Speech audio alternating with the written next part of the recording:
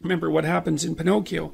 Pinocchio goes to Pleasure Island, and Pleasure Island is a place where impulsive pleasures can be had at a moment's notice. But what Pinocchio discovers, along with Jiminy Cricket, that Pleasure Island is run by masked totalitarians. They're all dressed in black, you remember, and they're turning the children and adolescents who are on Pleasure Island, they're depriving them of their voice, turning them into braying jackasses, and preparing to sell them as slaves to the salt mines. And so there's an implication in that story that the pursuit of impulsive pleasure is one route to totalitarianism and slavery, and I believe that. So perhaps orienting your language towards the gathering of impulsive pleasure is a misuse of your highest gift, the gift of logos, the gift of communication.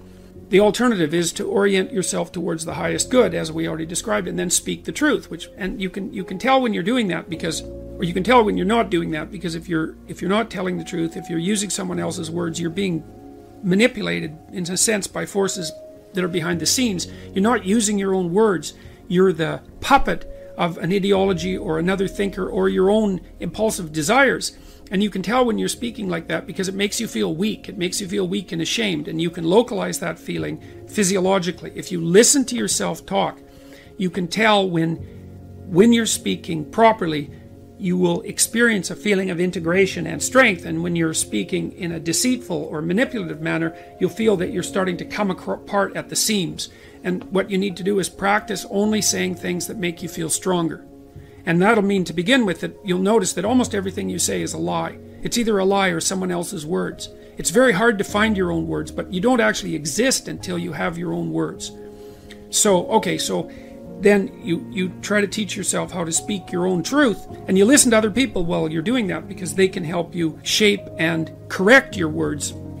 They'll react to them badly if you formulate your ideas badly, and if you listen and pay attention, then you can learn to formulate your words more and more clearly and accurately, and that makes you more and more powerful. It gives you more and more authority, which is the beneficial form of power. Okay, so you do that, and then you have to make a decision of faith, and that's basically, well, that you can either use your language to manipulate the world and make it do what you want, or you can use your language to try to articulate the truth as carefully as you possibly can, and then you can see what happens. You have to let go of your desire for the consequences that you want. You have to assume that if you speak the truth, the results are the best that is possible under the circumstances. And so it's an exciting way of living in some sense. It's like continually walking off a cliff, because you don't know what's going to happen next if all you do is say what you think. And maybe you're at work and you say what you think and you get fired, and you think, oh my God, that's a terrible catastrophe. But maybe it's not, because maybe if you're working somewhere and you have to lie to maintain your job, maybe you shouldn't be there. Maybe it's deadening your soul and damaging you in some permanent manner and making you corrupt. And so you have to orient yourself. You have to speak the truth as carefully as you can. You have to listen to others so that you correct your speech. And then you have to allow the consequences that ensue to unfold as they will. That's the ultimate act of faith, I would say. Then you should educate yourself. And it's not that easy to do now, because you have to find people who can actually tell you mostly what to read, and maybe also how to write, because writing is a way of formulating your thoughts ever more precisely. That's why you go to university, to learn how to write. If you know how to write, you can think. If you can think and speak and communicate in writing, you're unbelievably powerful in the authority manner, because arguments move the world forward. And if your arguments are tight and well constructed and lucid and well edited and carefully thought through, and you have 5 rationales for everything that you're doing, which is what happens if you learn to write properly, then you're like a force of nature, man. No one can take you down. And that's one of the things that people aren't taught about why you go get educated, especially in the humanities. Humanities education, if it's real, organizes your psyche, grounds you, puts you on a rock, and makes you a force to contend with. But you have to read the right people. And those are the great, they're the great people of the past. In my list, they're the great men of the past, and that's just how it is. And so here's who I would recommend. I put reading lists up at jordanbpeterson.com. There's 2 of them. And the people that I recommend, primarily they're books written by the following list of people: Fyodor Dostoevsky, Leo Tolstoy, who I think perhaps the greatest novelist the world has ever seen, Alexander Solzhenitsyn, another great Russian novelist. I don't know what it is about the Russians, but man, they produce writers that are incomparable. Alexander Solzhenitsyn wrote a book called The Gulag Archipelago, where he analyzed the Soviet prison camp system that arose after the Leninist revolution in the second decade of the 20th century, and details absolutely precisely how the tenets of Marxism, the Marxist tenets that are supposed to free everyone and change the world, produced legislation that was absolutely murderous in its consequences. And Solzhenitsyn painstakingly traces the logical pathway from the original Marxist principles to the legislation, to the genocides. Because you'll hear people who are basically Marxists say things like, well, true Marxism never existed. And Solzhenitsyn took that argument apart in the mid-70s, and the Gulag Archipelago was an intellectual bomb. It demolished any credibility that Marxism had to intellectual respectability. You have to read the book. The book is about the central issue in our culture at the moment. If you don't read it, you're not informed. You can't participate in the debate except as a puppet. And so I wouldn't recommend participating in this debate as a puppet, because you don't know who's behind the scenes pulling the strings. If you remember the Pinocchio story, the forces that were pulling the strings were not forces that were acting in Pinocchio's best interest, that's for sure. George Orwell, English essayist, incomparable commentator on socialist totalitarianism, even though he was a left-winger and a brilliant one. Aldous Huxley, who wrote Brave New World, had some very brilliant things to say about the potential demolition of sexual choice, of sexual partner as a part of a dystopian future. Friedrich Nietzsche, a philosopher who described himself as someone who thought with a hammer. And Nietzsche is a very, very dangerous person and an absolutely brilliant writer. And Carl Jung, who was a student of Nietzsche, and Nietzsche was the philosopher who announced the death of God back in the late 1800s, and Jung spent his whole life attempting to revivify God. That's one way of thinking about it. And so if you educate yourself, and this is a really good place to start, if you read these authors, then you'll know what else to read. If you read these authors, it'll take you a good long time, and it will be very, very hard on you, and you won't be the same person when you come out, and that's very frightening. And because being torn down and rebuilt is no joke, but it beats the hell out of the alternative, which is just to stagnate and stay a stagnant infant, which is not something I recommend. There's nothing uglier than a stagnant 40-year-old infant.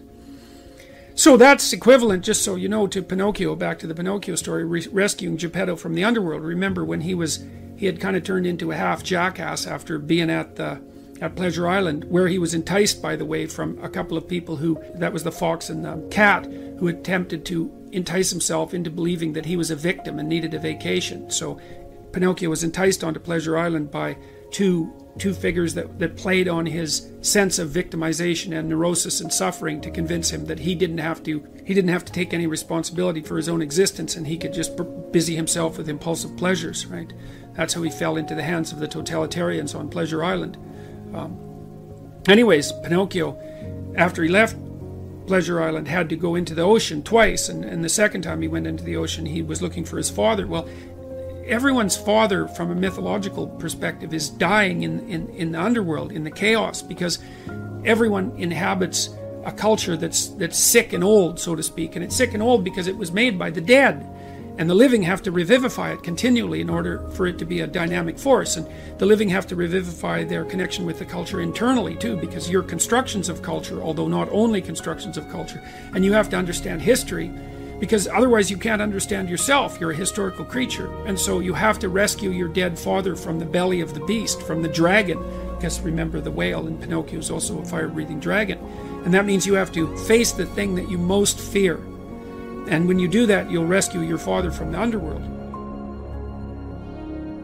You have to revivify your father before you can become real.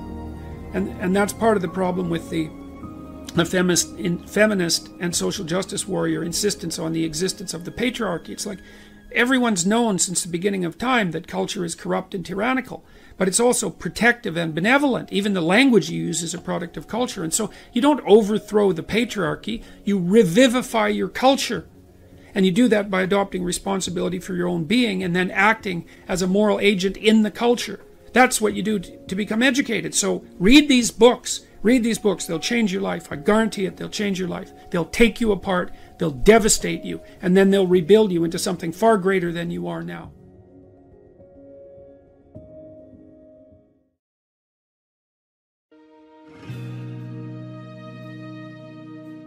Two or three things that everyone should focus on in their 20s. Well, it certainly doesn't hurt to be in good physical condition, so we can walk through it. Stop drinking too much. How do you know if you're drinking too much? You regret what you do when you're drinking. It's interfering with other important goals. It's causing you financial distress. It's getting you in trouble with your friends or your family. It's getting you in trouble with the police. Okay, so stop abusing substances if you can, right? If you see that they're hurting you. And alcohol is particularly pernicious in that regard. So, physical health. Are you in decent shape? Are you strong and coordinated? And if you're not, well, you'd be better if you were. You'd feel better. You'd be more effective. You'd live longer. You'd be less sick. And you really see that mount up. Like if someone's been in shape once in their life, they age way better. And it's also a really good way of maintaining your cognitive ability. Like, you hear about those exercises that you can do online to make you smarter and keep your cognitive ability intact. Yep. Those don't work. There's no evidence that they work. People keep saying that they make you smarter, they maintain your cognitive function. Psychologists have studied that for 50 years, hoping that one of those things will work. Trying all sorts of creative tacks, they don't work. Exercise works. Cardiovascular and weightlifting, you start to decline in your fluid intelligence at about the age of 25. And it's a linear trend downhill, and it can accelerate as you get older. It's just like this, quite ugly. If you exercise, you stave that off. So that's really useful. Maintain your relationships and foster them. So when I look at successful people, they're really good at something. They're reliable, right? You can count on their word. They're generous, and they have a wide connection network, which becomes more and more valuable as you get older. Yeah. So it's one advantage that older people really have over younger people. They have a connection network, and a connection network is huge. Well, you could be connected to 1,000 well-connected people. Okay, that means you are connected to the entire world. Right, it's unbelievably valuable. And that's one of the things that's so absolutely remarkable about the situation that I'm in right now. As far as one of the great benefits is I can contact pretty much anybody and they'll talk to me. It's like, really? That's so cool. I'm interested in infrastructure for reasons I won't get into, but I'm interested in infrastructure development. I think it's a good method of wealth transfer. It's a good solution to the problem of inequality and employment.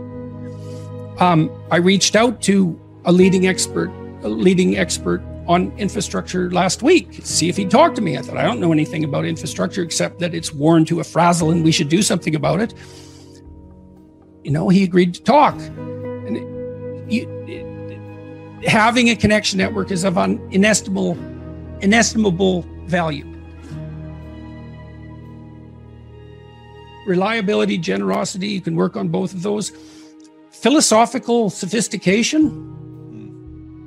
it's very useful because it orients you properly. You have a sophisticated sense of the world. You find, for example, that doing things for other people is actually more rewarding than virtually anything else you can do. When you hear you should be of service to other people. Well, if you actually watch yourself, you pay attention to yourself and you do something that helps someone else and it genuinely helps them, I defy you to find another experience that is that satisfying. It's actually quite stunning how satisfying that is.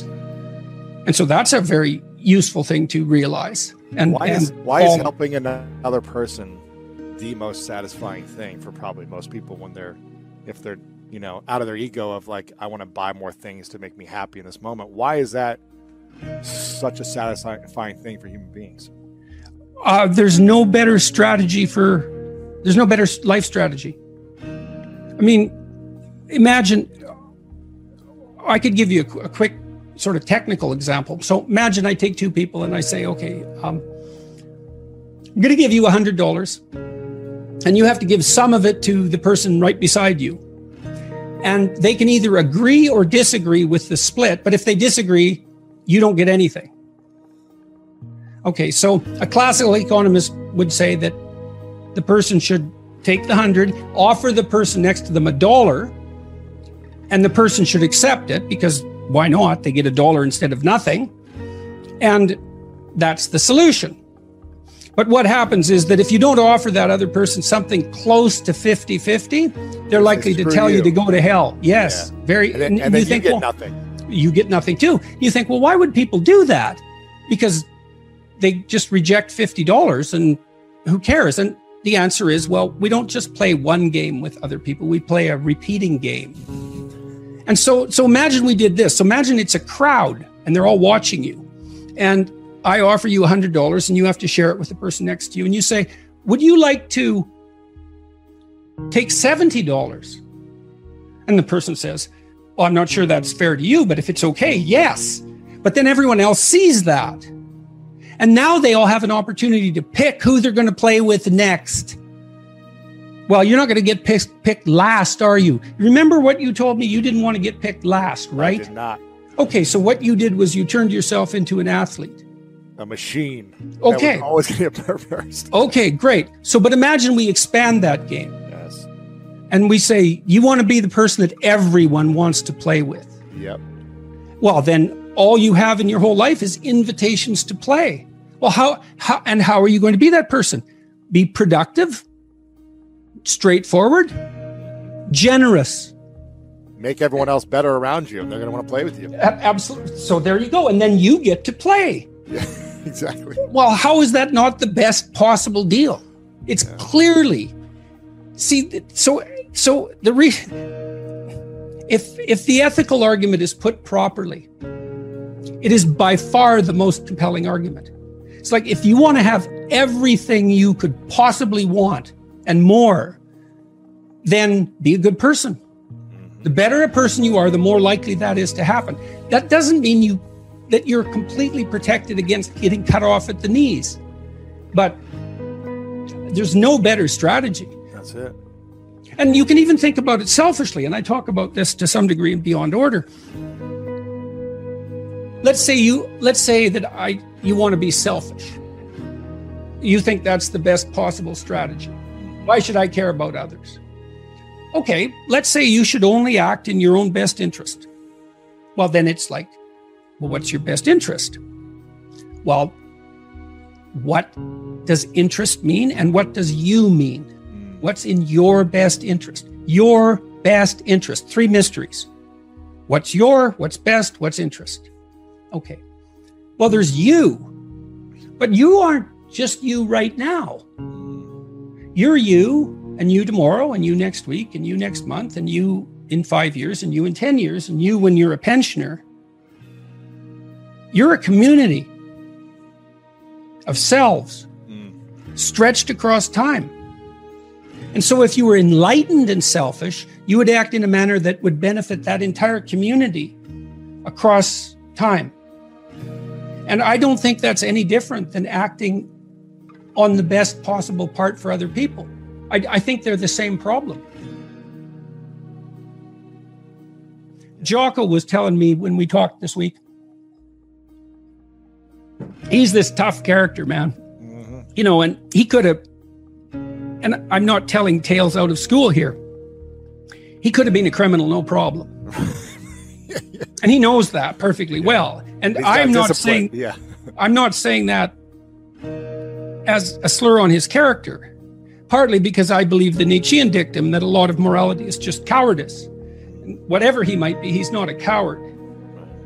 And just because you obey the laws doesn't mean you're moral. It just might mean you're afraid. In any case, so the question is, well, what socialized this brute? Well, he was taught in the Navy SEALs. Yeah. Take care of your team. That's your fundamental purpose. And he noted, and we had a long discussion about this, the successful guys, man, they've got your back. Wow.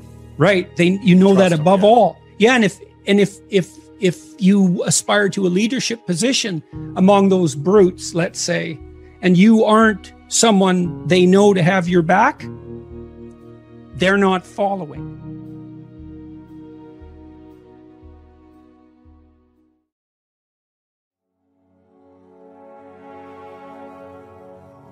What's the keys to building confidence so that you're attracting what you want? Look, I read some of your biographical history before we talked today, and you tell a story about being picked last. Mm-hmm. And then you compensated for that. Yes. Now, Alfred Adler, by the way, the psychoanalyst, the associate of Freud, built his whole theory around compensation of that sort. Inferiority complex plus compensation. But it's adaptive, right? Like, you got picked last, it embarrassed the hell out of you. Yep. So what did you do? You decided that is not going to be me Never anymore. Again. Right. Never again. Okay, yes. Now you did say, that you adopted a maybe too, inflexible model of what it meant to be masculine as a consequence. But when I read that, I thought, yeah, but still, fair enough. It wasn't, the new you that you adopted wasn't optimal in all possible manners, but it was definitely improvement over the previous you. Exactly. I wasn't picked last again, that's for sure.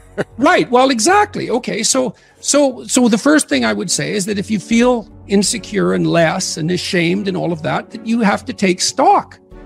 And look, I have an exercise online at selfauthoring.com. There's 3 exercises there. One helps you write about the past, one about the present, and one about the future. The present authoring program helps you assess your faults and your virtues.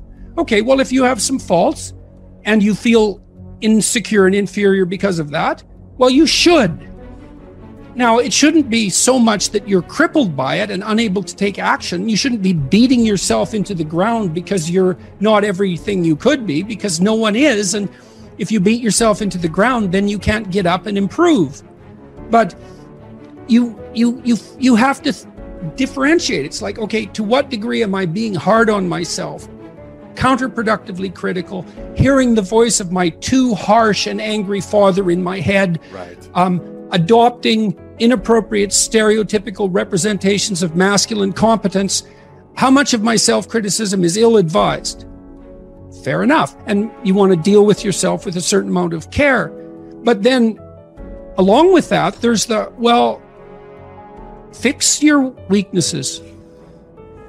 If you're ashamed of being ignorant, you're showing up at a party because, you claim to knowledge that you don't have and someone exposes you. Well, you can be angry at them and you probably will, but they've actually done you a favor. They pointed out an inadequacy is a pathway that you can travel down, right? A recognized inadequacy is, it's such a gift in some sense, if it's accurate. I'm in it. Because you think, well, what should I do? What should I do with my life? That's a real complicated question. Oh, here's an inadequacy.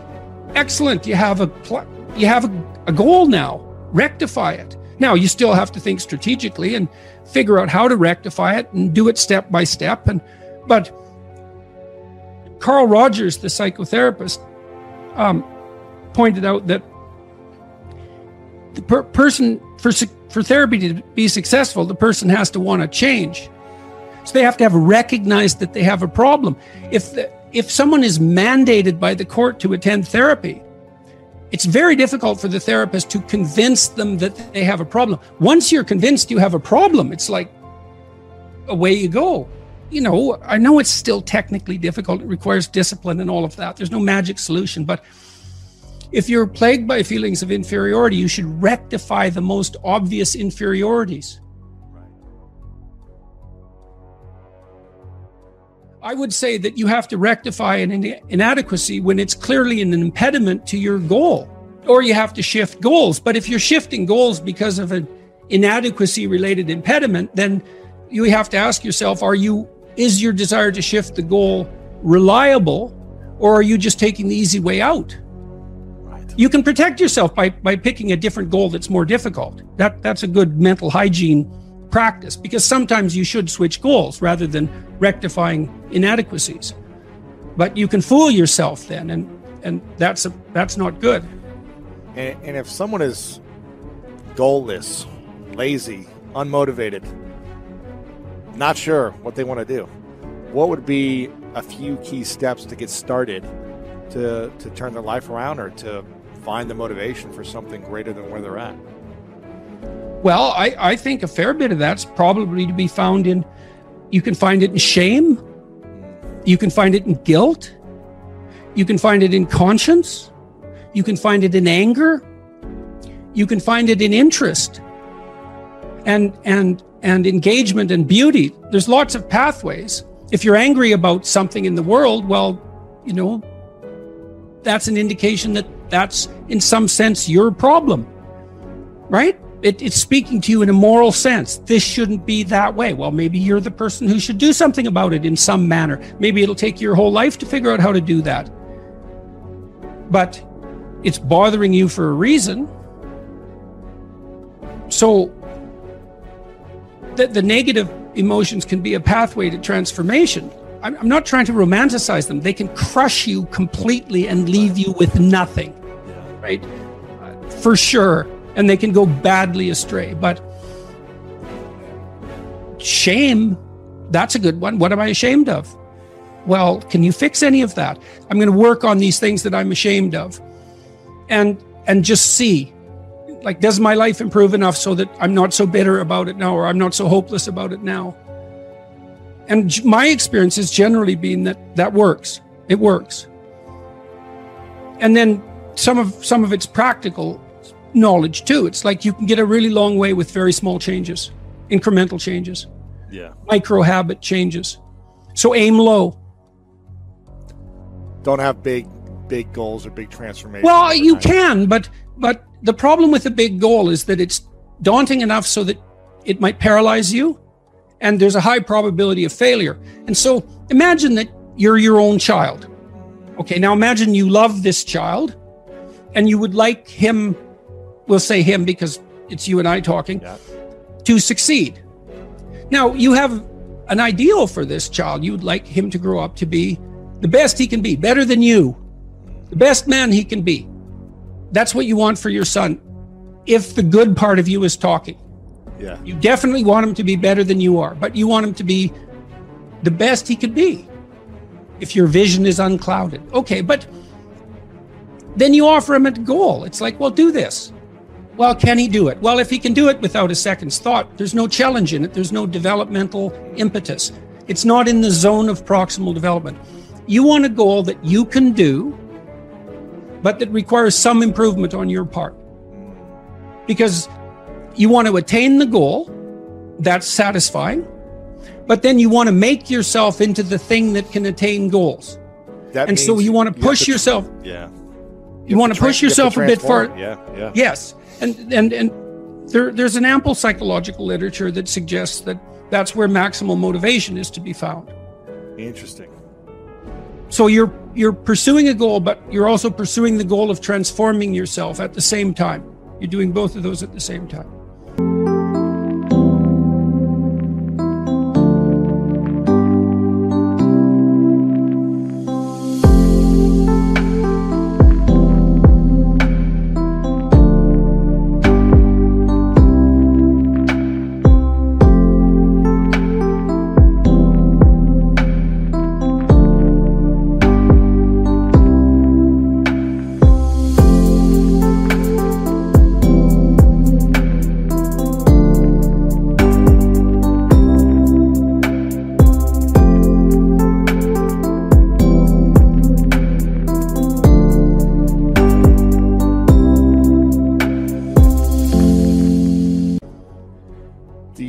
To know that you're transforming yourself in order to attain the goal? Or do most people just think, I got to take these steps to make it happen, but they don't realize they're becoming better human beings? It depends on what you mean by realize. They have the sense of satisfaction and confidence that would indicate that, although they might not be able to make what that means explicit. But I would say it would be better to make it explicit. It adds one other dimension of possible motivation.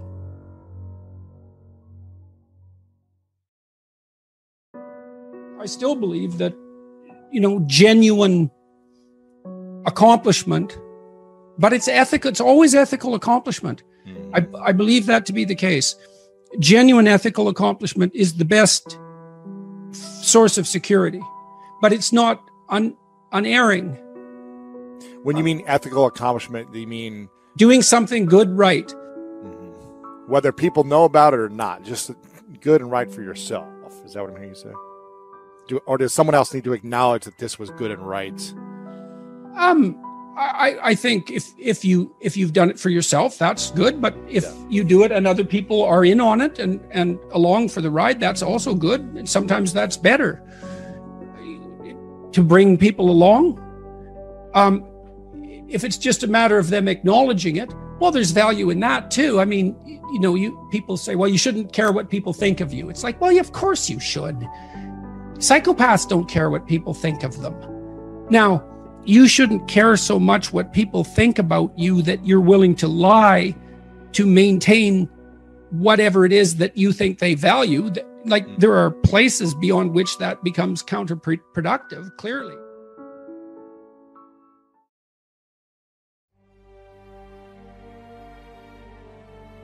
One of the things that men should do as they mature is transform themselves into monsters, but also become civilized at the same time. And that's exactly what you see in stories like Beauty and the Beast, where the ideal man starts out as a beast and ends up civilized. He doesn't start out as a milksop, wimp sort of character who poses no threat to anyone and then becomes the hero. That isn't how it works, although there are stories of that kind of development. The reason that Harry Potter can withstand Voldemort is because he's got a piece of him. Right, he's been touched by it, and the way that you keep the psychopaths at bay is to develop the inner psychopath so that you know one when you see one, right? And then, but that's a voluntary thing. It's like a set of tools that you have at your disposal, which is full knowledge of evil. The question is, well, should you turn into a monster? And the answer to that is yes, you should, but you should do it voluntarily and not accidentally, and you should do it with the good in mind, rather than falling prey to it by possession, essentially, because that's the alternative. Now, how does it possess you? That's easy. Your suffering makes you bitter. Your bitterness makes you resentful.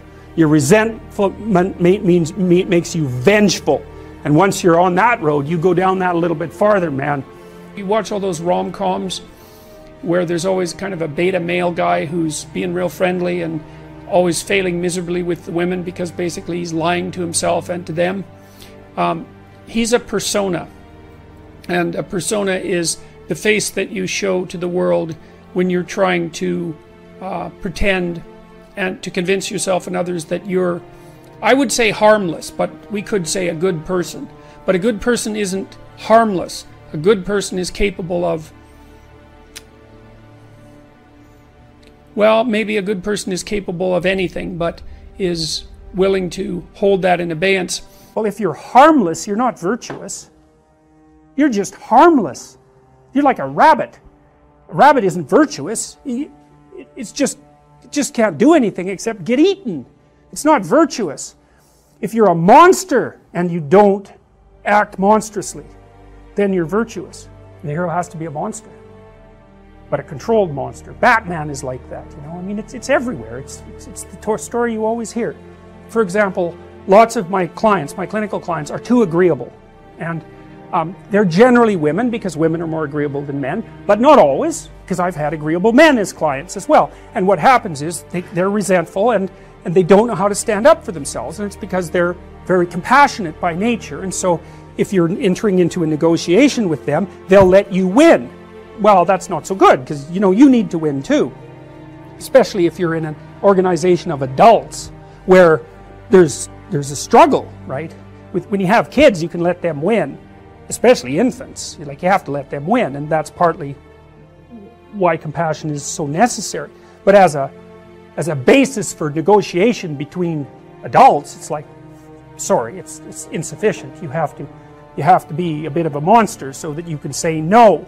And so a lot of what you do in psychotherapy is treat people's anxiety and depression. That's a huge chunk of it. Help them straighten out the way they think. That's a huge chunk of it. But another chunk of it is, well, let's toughen you up. You know, let's put you in a position where you can bargain. Let's teach you how to assert yourself and stand up for yourself. And that's assertiveness training. And it's a huge chunk of psychotherapy.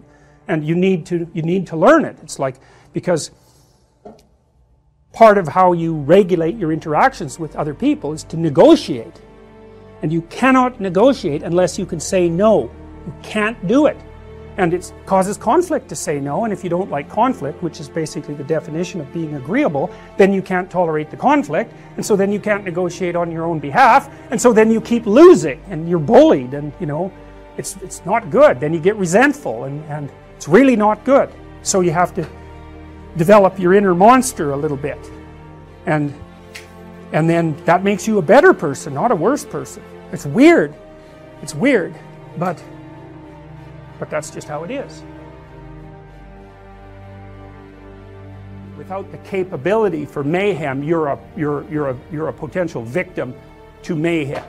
So you need your sword. It should be sheathed, but you need to have it. And it's very frequently the case. If you treat someone with post-traumatic stress disorder, there's two things you have to do. You have to help them develop a very articulated philosophy of evil, because otherwise their brain bothers them over and over and over. Why were you so naive? How did you become victimized? Why were you such a sucker? These are good questions. You don't want to have that happen to you again. You don't want to be exploited twice. Okay, so your eyes have to open up. We know the price of that from the Egyptian myth, right? You come into contact with Seth. What happens? Even if you're a god, you lose an eye. It's no joke, man. It's no joke. And then the cure for that is the movement down into the underworld and the revitalization of the Father. That's the identification with the force that created culture, right? And that then there's you and that together. Then you can withstand malevolence. Maybe you can withstand tragedy and malevolence. And second, they have to learn to become dangerous, because that's the only way out. What's the alternative? They get these recurrent thoughts about their vulnerability in the face of malevolence and their own naivety, because by definition, if someone psychopathic has exploited you, you're too naive. It's a definitional issue. You can say, well, that's no fault of mine. How the hell could I be prepared? Fair enough, man. A perfectly reasonable objection doesn't solve your problem. The meek shall inherit the earth, but I was looking up the multiple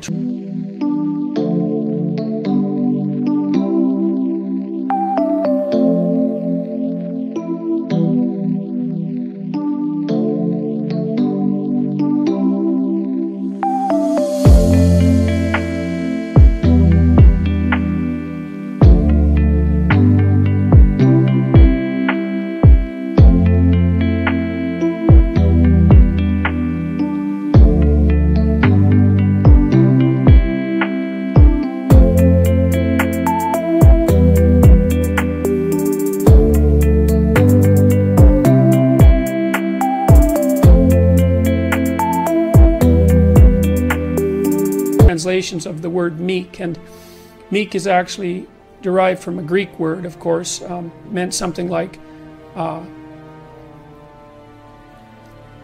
those who have weapons and the ability to use them, but determined to keep them sheathed will inherit the world.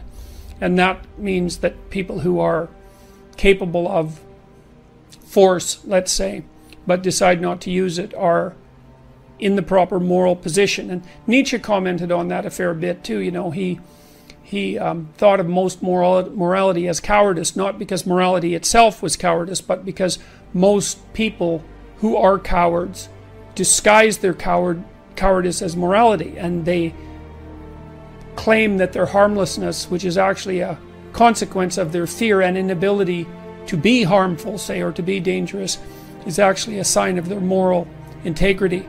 And that's a really bad idea. There's two pathways to the development of the shadow, and they're tightly allied with one another. The fundamental pathway is truth, and that's to face the bitter truth about yourself. But to break that down more particularly, you might think about that as the capacity to observe your own resentment You're going to be resentful and bitter in many situations because you don't get what you want. And if you watch that resentment and bitterness, you'll see that it produces fantasies that can be unbelievably dark. And that can be very frightening, and you might not want to admit to yourself that you're actually capable of having fantasies like that, or impulses like that, or aggressive feelings like that. But the thing is that if those aggressive feelings and impulses and fantasies are integrated into your character, it's like you're opening up a dialogue with a part of yourself that can be very forceful and strong and dangerous. And it's really useful to be dangerous, because if you can be dangerous, you often don't have to be. Men who've integrated their shadow often also develop a kind of peculiar grace that would be a consequence of not only allowing their aggressive side to step forward, but also their feminine and compassionate side that they may have kept squelched because of embarrassment about it, or because they'd been harassed for being weak, or any number of things. So, but the practical approach for developing your shadow, I would say, is to contemplate and consider your resentment and notice what it says, and because your resentment will also tell you what you have to say. If you're feeling oppressed at work, or you're oppressed in your life, or you're oppressing yourself, then you got to notice that you're feeling oppressed. Then you have to notice that you're feeling resentful and angry and bitter, and maybe even like Cain in the story of Cain and Abel, because Cain is sort of the archetypal bitter man. And then you have to decide what it is that you need to do in order to remove from yourself that bitterness. And that usually means that there's something that you have to say. And then you have to say it because your soul depends on it. And not only does your soul depend on it, I would say the fate of the world depends on it. Because, you might be wrong, and then you should be straightened out. Maybe you're just being whiny and you have to talk to somebody about that. But it may be that you're actually detecting something wrong, some tyranny that's directed towards you and other people, and it's like your moral obligation to speak up about it. And so many workplaces become toxic, to use a terrible cliche, because the people in them won't speak up for what they actually want, or they speak up too late, and then they're all twisted up about it, and they're torturing other people because they're so unhappy, and so forth and so on. So, practical approach for developing your shadow fundamentally is radical honesty.